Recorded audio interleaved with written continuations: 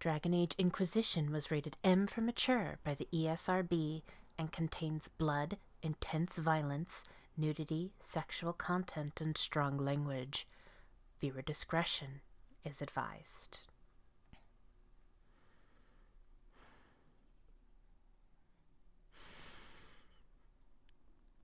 Hello everyone, my name is Amaronith and I play games for the internet, and today we're playing Dragon Age Inquisition. This is the last Codex entry reading, and it will cover all the Codex entries I have missed from the episodes 65 to 110. So the case for some of these Codex entries may simply be that I just picked them up after episode 108 and never got the opportunity to read them in a proper Codex reading format. Before I go into reading these Codex entries, I want to say a few things first. I went back and forth on this before recording, and I have finally come to a decision. I will not be going into the Codex entries that I am missing in their entirety. Perhaps because I didn't play as a specific race, or didn't go down that story path, or just straight up didn't find it, as it's an opportunity for you to play the game and find them for yourself. Besides, there's a link to the wiki in the description box below, underneath all the timestamping. You can always look it up for yourself if you are too consumed by curiosity to wait, or if you're like me and missed finding them entirely. I do want to say this, though. There are Codex entries that are just simply not there. They don't exist, even though they show up in the Codex as being locked. Not even the wiki has them, so it's not the same situation as the tutorial bug where it should show up and just doesn't. I wanted to let you know that, just so you don't think, I'm going crazy, why can't I find this? You're not. It's just the game being the game. With all that being said, however, let's get into it, starting with characters.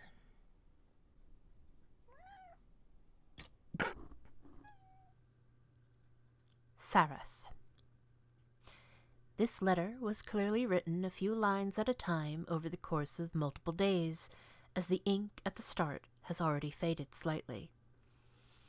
Elf who is Talus, it is no longer my role to instruct others in the Qun, but I will share what I can with you if it brings you peace.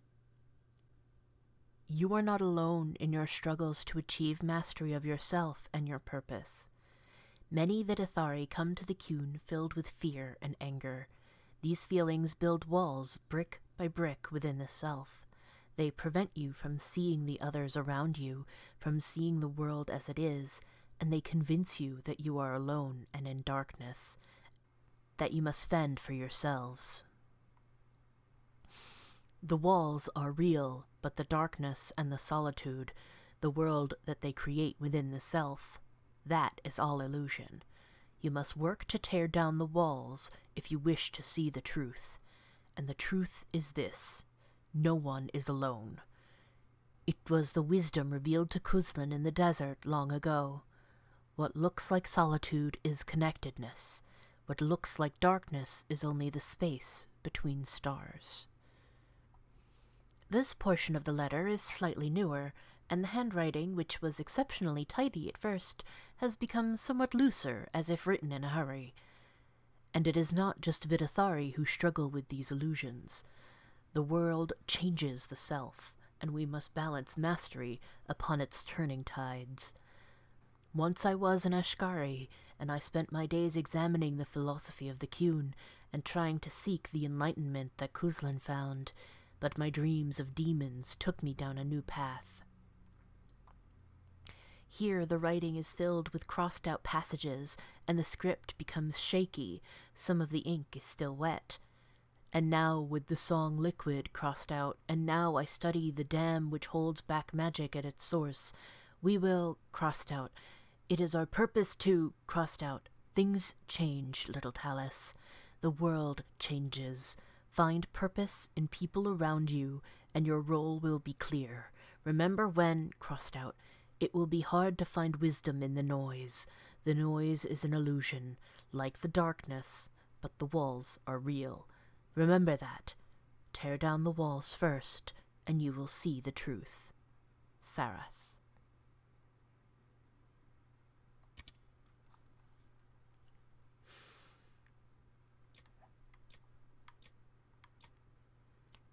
History. Illustrated Periodical. Notable changes. Chevaliers serving Duke Aeneas will now carry shields with dovetailed dividing lines instead of their previous flory. Lord Fortier of House Exile will join in union with Lady Vauclain of House Soris. A full-faced mask in the Montsemardian crimped style, containing 2 colors from each noble line's heraldry, may now be worn by first and second cousins of either household. Lady Westsmith of Denerim will join in union with Lord Pierre of the House Venure. A half-faced domino mask, black with white trim, rubies, pearls, or opals, may be now worn by Lady Westsmith's direct relations. From A Panoply of Faces, an illustrated official listing of heraldry and masks within the Blessed Empire of Orlais, issued quarterly. The first Grand Enchanter.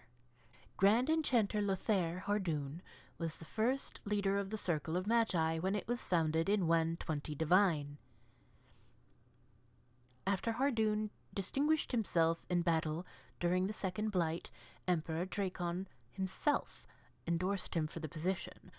From all accounts, the Grand Enchanter performed admirably, but some speculate Hardoon was a second choice, that Dracon had another mage, with connections to Inquisitor Emeridin, in mind for the job.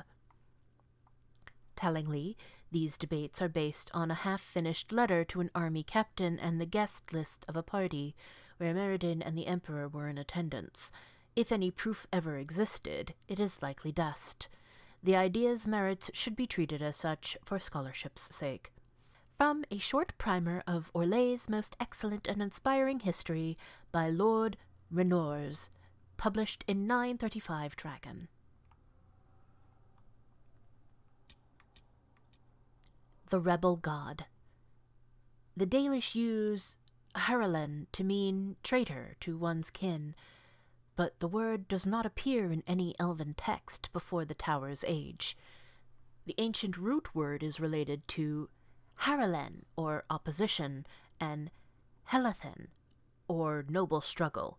The Dalish call Fenharel a god of deception, but I posit a far more accurate translation would be god of rebellion. What he rebelled against is a sorry lost time. In Dalish legends, Fenharel seals away the other deities out of love of trickery. If we understood more ancient Elven, we might find earlier versions of the Dreadwolf story give him a more nuanced motivation beyond spite. From A Treatise on the Pagan and Heretical Customs of the Elven by Senelin Tavernier of the University of Orlais, commissioned by Empress Celine. Vir Dirthara, a flowering Imago. The pages of this book, Memory, describe an immensely tall, immensely graceful vine that flowers with the heat of a copper sunset and has blossoms as large as ponds, petals as long as a man, and scents puffing out like citron and sky and carrion death. The day the last of the vine's folds, spent and extinct, the creator of this memory weeps, and, after recording the flower's sights and sounds, enters Uthenera. Treasure this thought, for it was the last of its kind, and so much more than the last of me.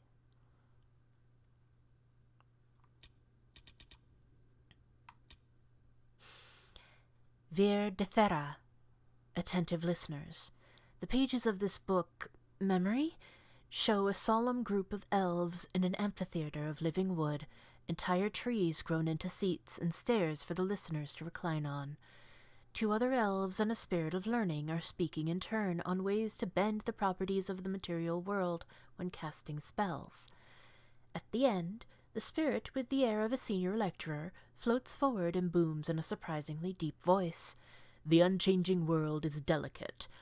Spells of power invite disaster and annihilation. The unchanging world is stubborn. The pull of the earth fiercely resists, making fire run like water or stone rise like mist. The unchanging world rings with its own harmony. Listen with fearless hearts, and great works will unfold.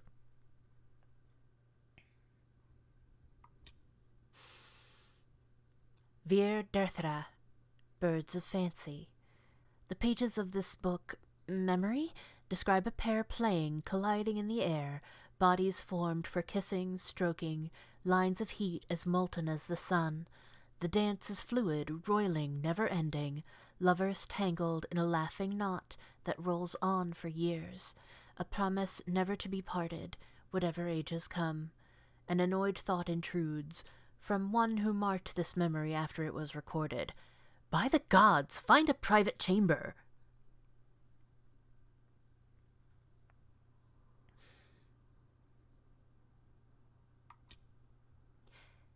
Vir Dirthara, Duel of 100 Years. The pages of this book, Memory, show a narrow plateau on top of a mountain. 2 armored figures, one in gold, one in black, are fighting in the snow. Steel flickers so fast the air hums. Blood dots the ground. They do not stop for breath. The one in black makes no sound as a blade parts his throat. Mythal, in her wisdom, interceded in an argument between Elgar'nan and Felondin. With clever words, she convinced them to settle their grievances through a battle of their champions. Elgar'nan and Felondin agreed, and set their champions against each other rather than declare war among the gods. May those nights long be remembered, and Mythal's wisdom praised.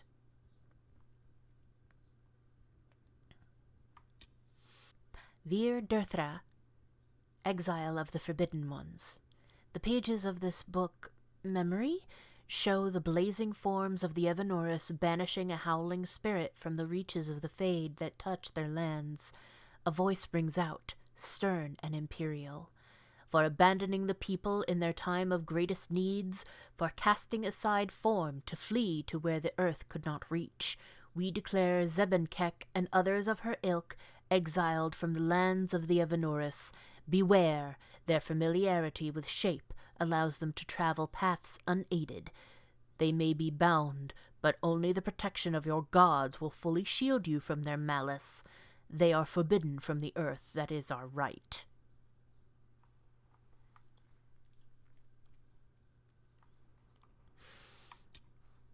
Vir Dirthara, Homecoming.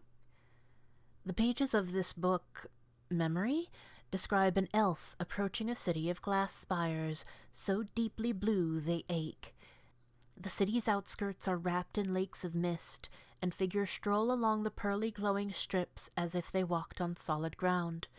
Groves of trees woven into enormous parks shelter elves in quiet hollows, while other elves walk below a river churning along an invisible shoal in the air.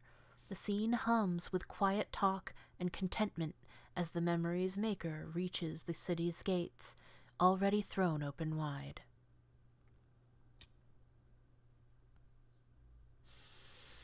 Vir Dirthara, Raising the Sonallium. The pages of this book, Memory, describe a heated argument between a group of well-dressed elves inside an elaborately arched pavilion on an island floating in a void. In the distance, haloed by a blizzard of light, thousands of elves are maintaining an elaborate magical ritual that pulls raw essence from the Fade, funneled into a sphere in the air. Through the lens of the sphere can be seen a world of indigo waterfalls and rust-red jungles, and a temple palace so frescoed and cleverly carved it is a masterpiece in itself. The well-dressed elves' shouting grows so loud it can be heard over the magic. One leaps at another, howling and pulling out a knife burning with prismatic flame. Architects of the Grand Sonallium, A gift from Blessed Selays to Clever June, as thanks for a great favor, in friendly debate over the color of the palace's roof trim.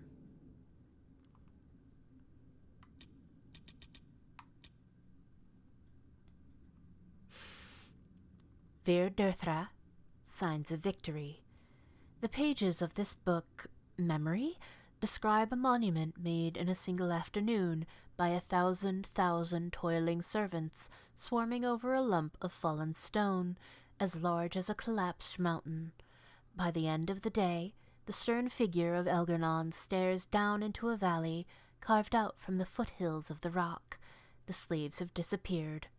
Light radiates from the Eidolon's narrowed eyes and its open, snarling mouth. Hail Elgarnon, first among the gods, mark his victory eternal.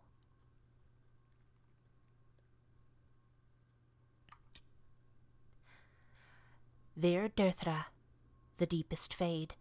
The pages of this book, Memory, are instructions on how to reach the deepest parts of the Fade, realms so far removed they're unmarked by dreamers.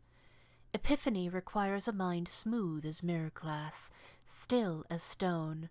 Put aside 10 years for practice, and the next 100 for searching. What others have learned will ease your journey. Those who never manifested outside the Fade will find it easier to find its stillest roots, but it is rare the compulsion overtakes our brethren of the air.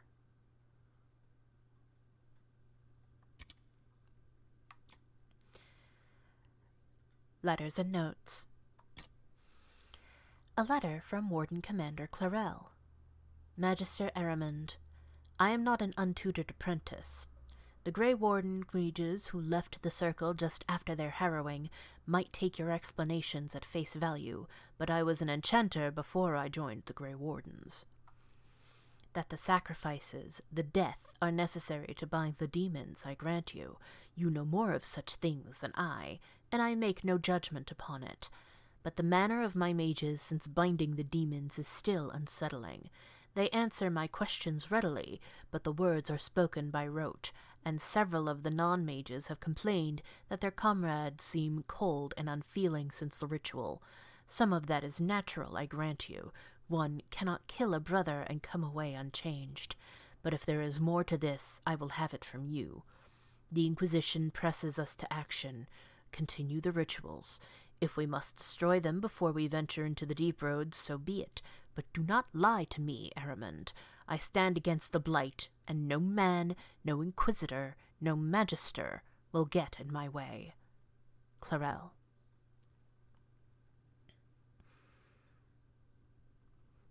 Animal Handler's Logbook. The first half of this logbook appears to be notes on the care and feeding of animals in a free marcher lord's manor. After that, it shifts into practice phrases in Kunlat. Later, it begins again with the following. Beast presents chafing around limbs and tail, likely from attempts to use chains. While its natural strength remains, muscles are slack from confinement. Tadarthas said she initially tried drugging the beast, but the amount required to keep it sedated changed the quality of its venom so that it was no longer useful in producing gatlock.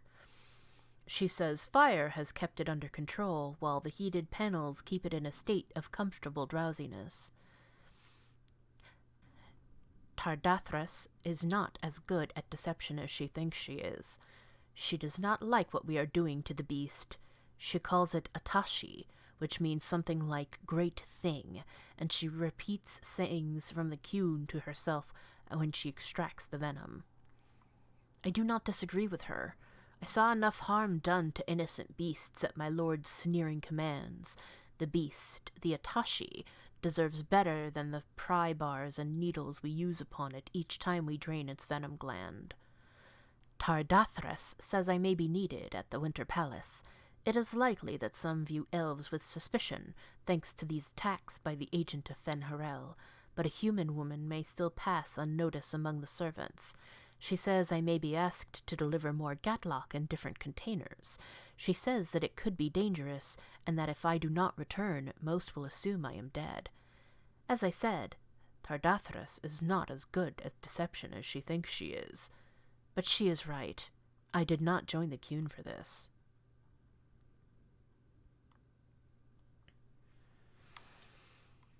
Letters and Replies.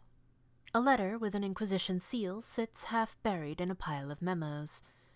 To the Honorable Salasari, Triumvirate of the Qun. On behalf of the Inquisition, I must humbly inquire as to the hostile actions of your agents in Halam Shiral.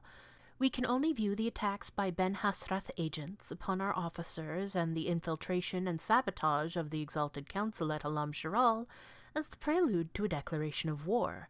If the Qunari people do not wish to provoke retaliation from the Chantry, these hostilities must cease at once. Respectfully, Ambassador Josephine Montillier. Several incomprehensible messages in Kunlat follow. A letter in common, with elegant script, has been torn open and crumpled into a ball, but the writing is still legible. To Ambassador Josephine Montillier of the Inquisition. The Triumvirate of the Qunari people wishes to assure you that despite the loss of the dreadnought Barathok and its crew of 100 souls in a failed joint mission with the Inquisition 2 years past, military action has not been approved against the Inquisition. No one in Parvalan has authorized actions of any kind involving the Exalted Council, nor will they. We are seeking out the Ben Hasrath priest who appears to be leading this operation without our consent. Once she is located, we assure you that these hostile actions will cease. Logs of a Darvaarad Gatekeeper. The entries in this book are written in several different hands, and occasionally even different languages. From the few entries in the common tongue, it appears to be a log filled in by the various guards who have watched the gates of the Darvaarad. Morning. Artifacts brought in by Hisra Kith. Original location not on manifest. Asked Iskari, was told they're from ruins. Please remind agents that all relics must be properly catalogued, or the Tarbus will never stop complaining about it. Afternoon, 3 Kiths deployed, including Iskari of Hisra Kith.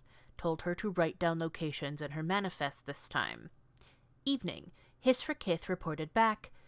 Iskari handed me manifest that just had outside Darvaarad, asking my stand for a knife. Orders posted in the factory. Portions of this are in indecipherable Kunlat, with what might be formulas in an unfamiliar number system. One section has been translated for Vidithari workers in the factory, then circled, repeatedly underlined, with arrows drawn around it by someone who was clearly very insistent that it be read. 4 primers combine no more than 1 part Atashi venom with an equal amount of deathroot oxen and 3 parts powdered silverite. Adding more venom will dissolve the casing on the primers here in the factory and fill the room with deadly gas. Whoever keeps getting the formula wrong needs to see me immediately.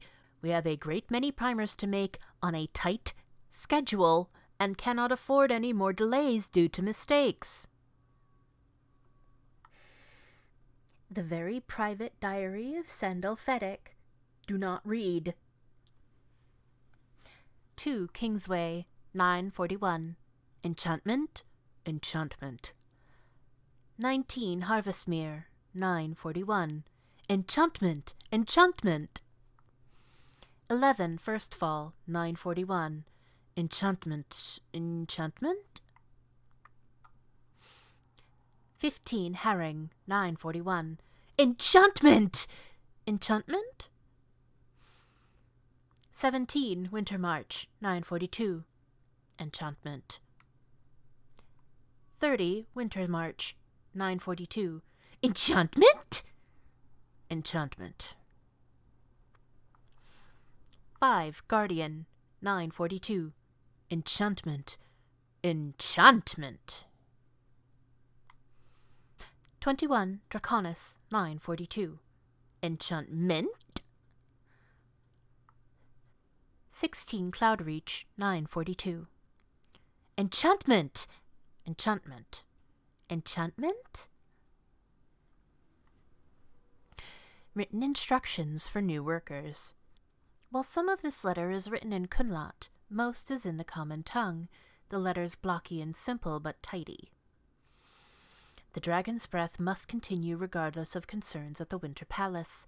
Many are new to the Qun and have not yet learned to trust. Your worry is understandable. The rest of the world has betrayed you. All who have been to the Darvaarad know the difficulty of maintaining the specimen for extraction for as long as we have. If we delayed dragon's breath, we would have to dispose of the specimen. Creating Gatlock is normally a slow process, requiring much mining and careful alchemy. Venom extraction offers the only means to deliver the dragon's breath quickly and in large quantities. To delay dragon's breath is to lose any chance of bringing peace to the south without needless suffering. The Qun demands we save the workers of the south from a bloody war and deliver them into our teaching before corruption further overtakes the land. Others have voiced concern over the specimen. The Qun does not demand cruelty to any living being, but all creatures have a place and a duty under the Qun. The specimen serves as it must. When dragon's breath is complete, it will be extinguished quickly and painlessly, as when we slaughter animals for food. Allow your superiors to deal with the agents of Fen'Harel, and remember your role in service to the Qun.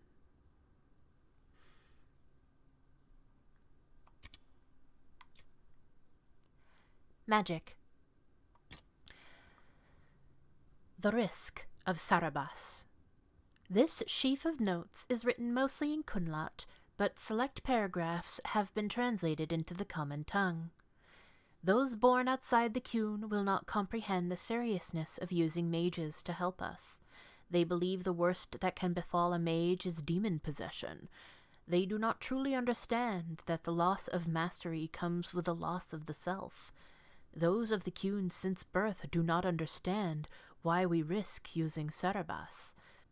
We have immersed them in a sea of magic until it seems impossible they could ever do anything but drown. It is right that we enlighten you so your purpose here is clear. We have learned from this place that there lived an elven mage who saw a great wrong and sacrificed all to right it. This mage made the veil, which protects us from the Fade. This veil stripped power from his rulers, who had treated their people with such excess that it makes the southern kings and queens seem staid. Thus does every action carry rightness, and all paths converge. In his greatest magic, the elven mage became an agent of peace through the veil. In our willingness to brave this place, we may discover how the veil can be strengthened through our own mages. For that, we risk our lives. The Sarabas who have joined in this endeavor understand the dangers and have made their choice. Remember the words of Ashkari Kuslun. Existence is a choice. There is no chaos in the world, only complexity. Knowledge of the complex is wisdom. From wisdom of the world comes wisdom of the self. Mastery of the self is mastery of the world. Loss of the self is the loss of suffering. Suffering is a choice, and we can refuse it.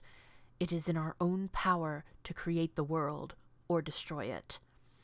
For peace, we will endure any horror here. We will create a safer world or destroy the old one. Veilfire runes in the deep roads.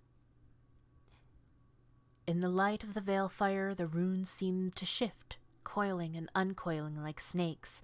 A thunderous voice shatters the stillness, shouting, "Hail Mythal, educator and savior! She has struck down the pillars of the earth and rendered their domain unto the people. Praise her name forever." For a moment, the scent of blood fills the air, and there is a vivid image of green vines growing and enveloping a sphere of fire. The vision grows dark. An aeon seems to pass. Then the runes crackle, as if filled with an angry energy. A new vision appears, elves collapsing caverns, sealing the deep roads with stone and magic. Terror heart-pounding, ice-cold, as the last of the spells is cast. A voice whispers, "What the Evanurus in their greed could unleash would end us all. Let this place be forgotten. Let no one wake its anger. The people must rise before their false gods destroy them all."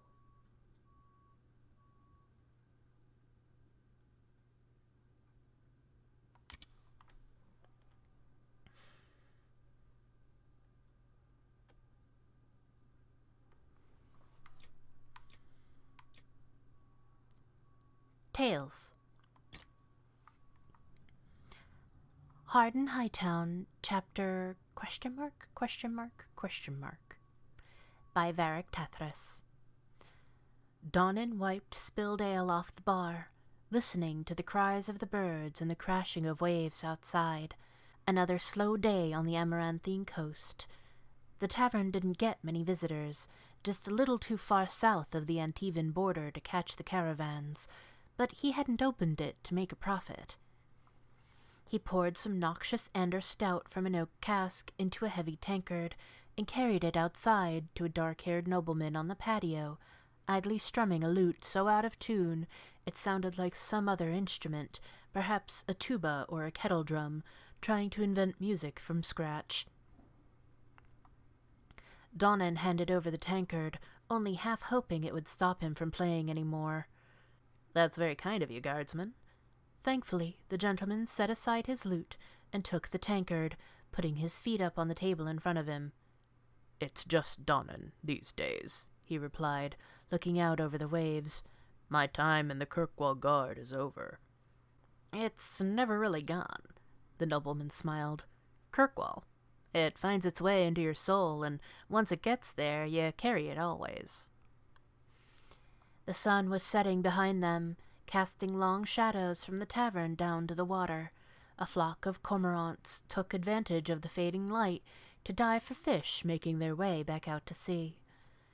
"Maybe so." Donnan smiled too. "But the world can always use a champion or a guardsman wherever they happen to go." The gentleman raised his tankard. "I'll drink to that." And the two men watched the last of the light disappear in peace. The Storm Coast's Claim. On the waking sea I ply my trade. Wink, good sir, and tell a saucy tale. The yarns I spin do please the maids, so buy the lads around. Oh, the Storm Coast may yet claim these bones, but I'll sail until they do, so tell the girls I'm coming home with coin enough for two. Drowning in the waves a girl I met. Wink, good sir, and tell a saucy tale. I plucked her up with a fishing net, so buy the lads around. Oh, the Storm Coast may yet claim these bones, but I'll sail until they do, so tell the girls I'm coming home with coin enough for two. And the Notion Sea swims a mighty beast. Wink, good sir, and tell a saucy tale. I'll show you the scar where he sank his teeth, so buy the lads around. Oh, the Storm Coast may yet claim these bones, but I'll sail until they do, so tell the girls I'm coming home with coin enough for two. A cheerful salt, that's what I be. Wink, good sir, and tell a saucy tale. Ashore for the night and seeking company, so buy the lads around. Oh, the Storm Coast may yet claim these bones, but I'll sail until they do, so tell the girls I'm coming home with coin enough for two. From Songs of Northern Ferelden by Sister Adelaide.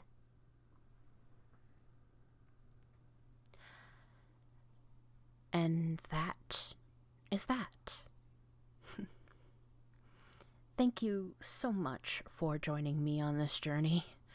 I love the lore in this series, and I'm so glad that I got to share it all with all of you. But this is the end. At least for Dragon Age. For now. In the meantime, take care of yourselves. Be safe. And I'll see you in the next one. Until then, bye-bye.